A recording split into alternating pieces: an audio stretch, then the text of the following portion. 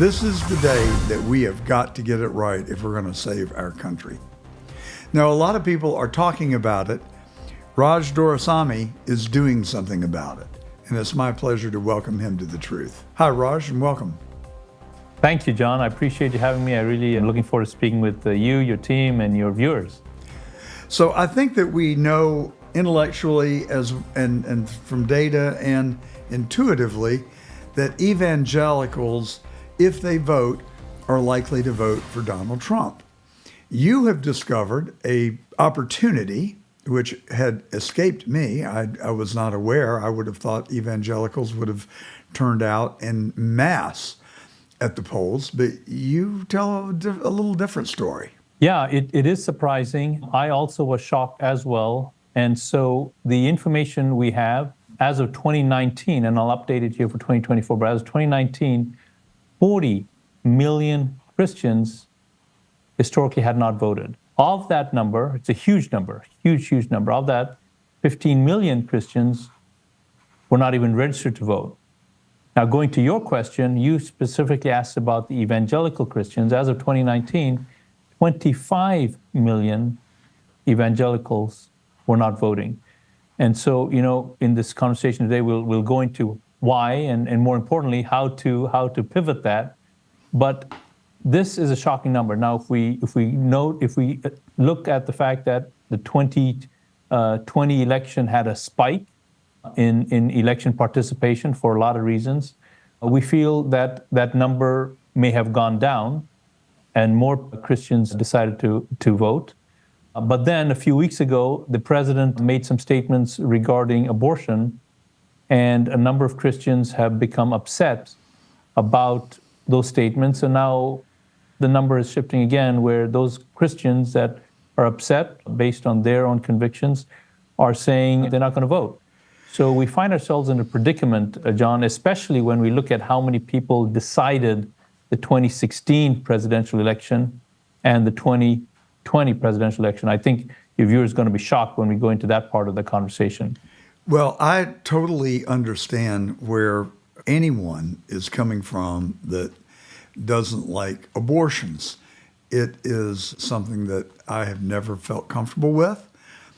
I also recognize that we live in supposedly a democracy, and we don't always get our way about everything.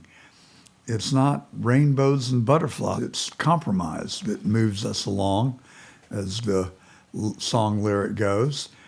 And so the result of people not voting, staying at home because they don't like Trump's position on abortion, which I think he's tried to find a happy medium. But I get it. People who come from a moral standpoint, there is no happy medium. It's like, you could say, well, we're just going to murder somebody a little bit. That doesn't fly. And I understand that where abortion is concerned. And if I could get my way, I would say no abortions. I might grant exceptions under certain circumstances. But so I'm more like those people than not. On the other hand, we cannot afford to stay away from the polls because that de facto gives it to Kamala Harris. And she and Tim Walz are going to allow late-term abortions, and they're going to pack the Supreme Court, or they're going to pass a law to reenact Roe v. Wade. It is the worst possible outcome. Don't you agree, Raj? It's the way you said it is perfect, John, because in your comments, you just made it easy for the folks that are struggling with this election to relate to what we're trying to talk about on this program. Because like you said, there are so many different perspectives. These are good people for the most part, and their values are lined up with freedom, with protecting life of all human beings, of having America be a powerful agency for change. And it is something that I think we can really get into in this conversation, because at the end of the day, John, what we're dealing with now is the clash between what Christians have been taught for years and what they see around us. And so we try to find out what is it about Christians, at least those 40 million Christians, that is having them be okay with not voting. And when we look at that, all of the items that you just described come into play. So let's just break that down for a moment. Many of the Christians have been given, they've been fed, if you will, a theology every Sunday when they're at church from whoever's behind the pulpit, that in fact, Christians should not engage in the affairs of this world, but Christians should rather be focused on heaven, and whatever's happening here in this world is really not that important. And so that view that Christians have had has allowed them to excuse or justify their non-involvement and them being on the sidelines. Another thing that Christians have been struggling with is some of them, the ones that aren't voting, are looking at elections as if they are voting for a personality or a person. And one of the things that we notice that is that is not actually what this election is about. The elections in this country are always about ideology and policies. And so if someone, a Christian who's a non-voter, were to take that on, then it would give them a little bit of space to navigate what's happening around us, because then they might be able to pivot away from the personality that's on the ballot to the policies and procedures that will be ushered in that will affect all American lives, and in the world we live in now, people's lives across the planet. So there are different ways of looking at it, and I'd just love to unpack how we're trying to help those Christian non-voters to kind of navigate this and help them get into action. Well, I think we should unpack it, and let's talk about how you can motivate and how you can reach those individuals. I mean, I would appeal to them on a number of levels. I think that God does expect us to have a civic duty. My perspective is that my job is to leave the world better than I found it. And I'm not saying that I'm all powerful. I'm going to change the trajectory of mankind in the world, but I can do my little piece. And if 3 billion, how many people live on the earth? Is it 3.5 7, billion? I think. 7 billion? No. Yeah, Yeah. Yeah, there are 3 billion in Japan or in China. So yeah, 7 billion people. But if we could get, well, even 4 billion people to do their little piece, the world would be a much better place. So while I understand intellectually the concept of working to get into heaven, performing your civic duty, leaving the world a better place, creating a better world for your children and grandchildren, I think are perfectly legitimate pursuits and might actually help one get into heaven. And I don't mean to be flippant, but what do you think, Raj? Is that a legitimate perspective?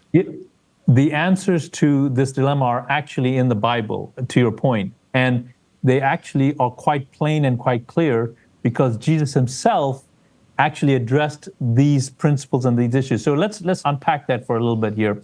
So let's just talk about the first thing, and that is the belief that many Christians, and maybe some of you that are watching this, or if you are voting, you will likely know someone that believes this way. They might be your aunt, uncle, friend, coworker, someone you go play sports with. But in your life, there are Christians, and statistically speaking, that are not voting. So this is for you and for you to share. So for the person that feels that we should not, because of what they've been taught, be involved in the affairs of this world, and we need to be heaven-centric, and even then, the Christians believe that Jesus will come down and he will, with the snap of his fingers, unilaterally fix everything for us so we don't have to. So that's a mindset I want to speak to for just a few moments. And as you're thinking, I'm not a theologian.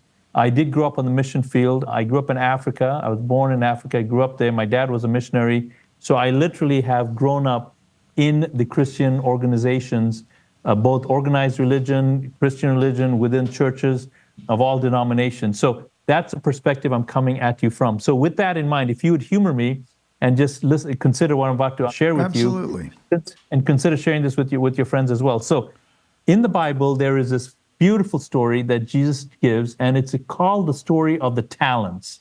And the reason that it's called a story or the parable of the talents is in this story, Jesus is actually speaking to his disciples, and he says, the kingdom of heaven is like a man who was about to leave his land. This was a rich man, he was a man of means, and he was about to leave his land and go on a long journey. So he called his three leaders together, and he said, listen, I'm leaving, but I'll be back. I will return, he said. So while I'm gone, I'm going to give the first guy, let's call him Bob, 5 bags of gold. We'll just use that term. And then we'll call the second person, we'll call her Sue, and Sue got 3 bags of gold. And Jack, he gave 1 bag of gold. He basically gave the gold and talents to the 3 servants, 3 leaders, based on what their capabilities were. So the master leaves, he comes back, and he says, I'm back, and I need an accounting from you of what I gave you while I was away. So he calls the servants together, and Bob, the first guy, was productive. He engaged in his community, he worked with people, he did some business, he may have done some programs, he worked hard doing what he could do, John, just like you said, he did his bit, right? And he produced results. He turned his 5 bags of gold to 10. Sue comes, Sue has her version of what Bob did. Both of them were rewarded. Now let's talk about Jack, and Jack is the point of this whole story. Because Jack came to the master and he said, listen, I didn't do anything. I stood on the sidelines. And Jack had a lot of reasons why he stood on the sidelines and did not do anything with what he was given. And the reaction of the master is something that I want to underscore for the people watching this. The reaction of the master was very harsh. I mean, the master flipped out. Now keep in mind, in this parable, the analogy is the master is a picture of God, and the servants, the leaders, were a picture of his people. So please make sure you're tracking with that meaning there. So the master flips out, he just goes, and he is angry with the third servant. Key thing here, the third servant did not he did not kill anyone, he didn't sleep with anyone's wife, he didn't steal any property, he didn't do anything wrong, except he did not engage. He stood on sidelines, and the master throws the servant into hell, and it's very, very harsh. So why did I bring all of that on your show, John? The Christian that is sitting on the sidelines, who has a litany of reasons for why they're sitting on the sidelines and not voting, we're asking that Christian to reconsider and consider that when we stand before God, because we all will, he will ask us, what did you do with this gift called America? Why do you call America a gift?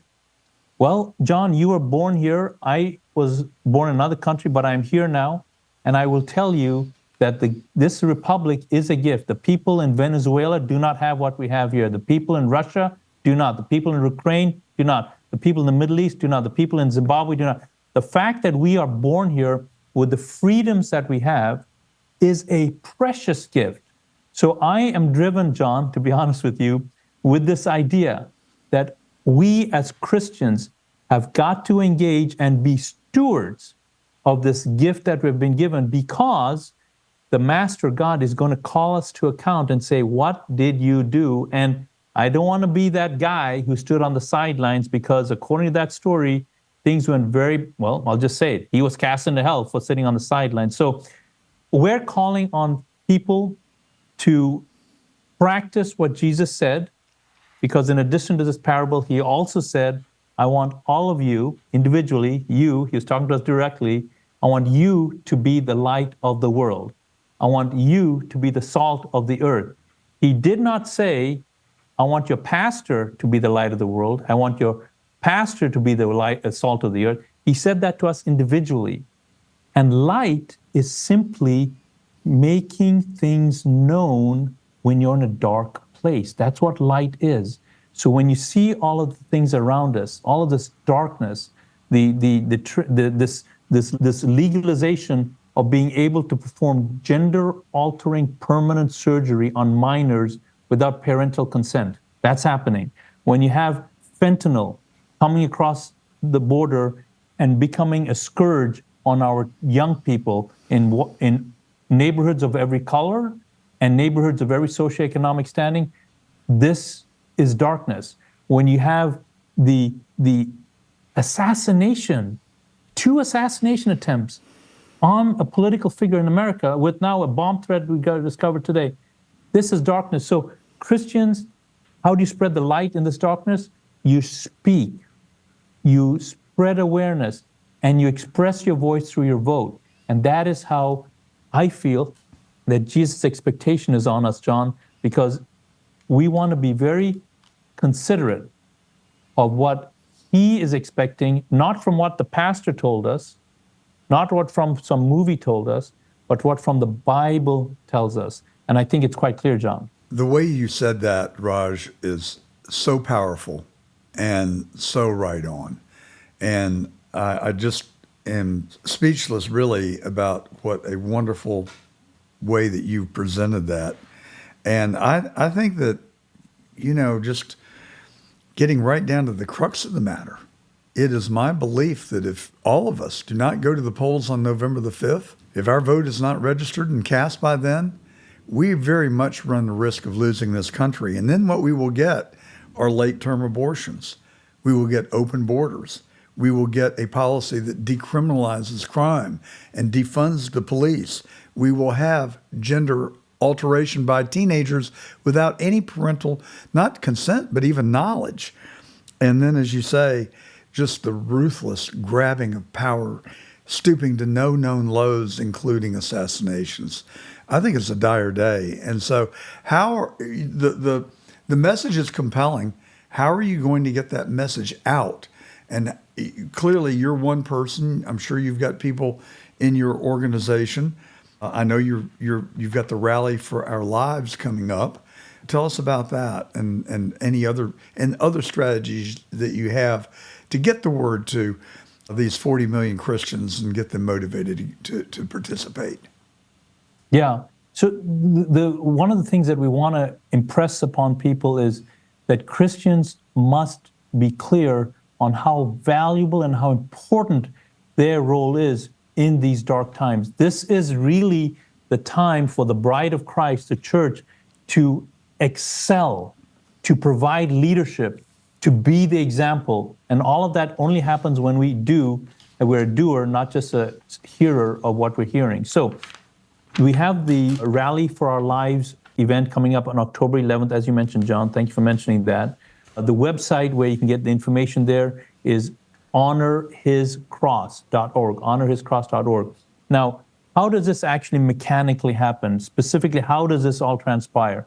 So we have got resources, many of which have been provided by our colleagues in other organizations, where you, as an individual, if you go to honorhiscross.org, you can find out what the deadline is for you to register to vote if you haven't.